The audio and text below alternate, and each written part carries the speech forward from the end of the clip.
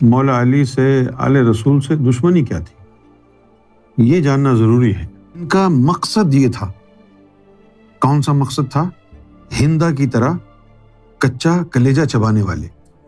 مسلمان کی یہ بات سمجھ میں کیوں نہیں آتی کہ جو بھی علی کے خلاف ہے وہ اللہ کے خلاف ہے، محمد رسول اللہ کے خلاف ہے۔ 72-73 فرقوں میں کم سے کم ایک فرقہ ایسا ہے اہل تشیع کا کہ جو سارا سال نبی پاک صلی اللہ علیہ وسلم کی آل کی تعریف اور توصیف بیان کرتے ہیں، اپنی محبت کا اظہار کرتے ہیں۔ یہ کہ جو شخص مولائے کائنات کو منبر پر بیٹھ کے سب و شتم کرتا تھا اس کو صحابی کہتے ہیں۔ نے علی کو گالی دی، اس نے مجھ محمد کو گالی دی، معاذ اللہ۔ یہ حدیث مبارک۔ اگر تو مومن ہے تو جو رب کا دوست ہے وہ تیرا دوست ہے۔ حق جو ہے وہ مختلف پیمانوں میں، مختلف زمانوں میں، مختلف ناموں کے پیچھے آتا ہے، اس کا پیٹرن ایک جیسا نہیں رہتا۔ کبھی حق آل رسول ہوتا ہے کہ مولا علی حق ہے، اور باطل کو یہ گوارا نہیں ہے۔ کیا کچھ نہیں ہوا اس گھرانے کے ساتھ۔ حضور نبی پاک صلی اللہ علیہ وسلم کے پردہ فرمانے کے بعد یہ سارے بیچارے جتنے بھی صحابی تھے سر جوڑ کے بیٹھ گئے، اور حضور صلی اللہ علیہ وسلم کا جو وجود مبارک ہے اس کو ان اٹینڈڈ انہوں نے چھوڑ دیا 3 دن تک، سوائے مولا علی کے ان کے پاس کوئی نہیں تھا۔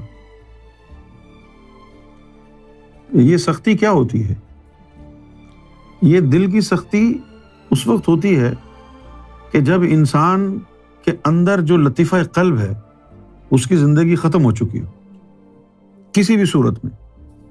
دل کے کتنے سخت ہوں گے نا وہ لوگ جو کسی کا کلیجہ نکال کے چبا لیں، کتنے سخت ہوں گے دل۔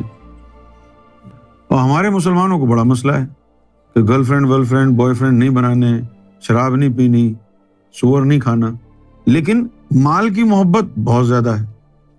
تو بات تو وہی ہو گئی، اس کا لوٹا مال، اس کا مال لوٹا، اس سے فراڈ کیا، اس سے فراڈ کیا۔ لیکن ہم نے بہت لوگوں کو سمجھایا، مسلمانوں میں ان کی سمجھ میں نہیں آئی، کیونکہ یہ نمازیں تو تم اب پڑھ رہے ہو نا، دل میں نور تو یوم ازل میں اتارا تھا، یہ روزے تو تم اب رکھ رہے ہو نا، تو کیا خبر منافق نماز پڑھ رہا ہو؟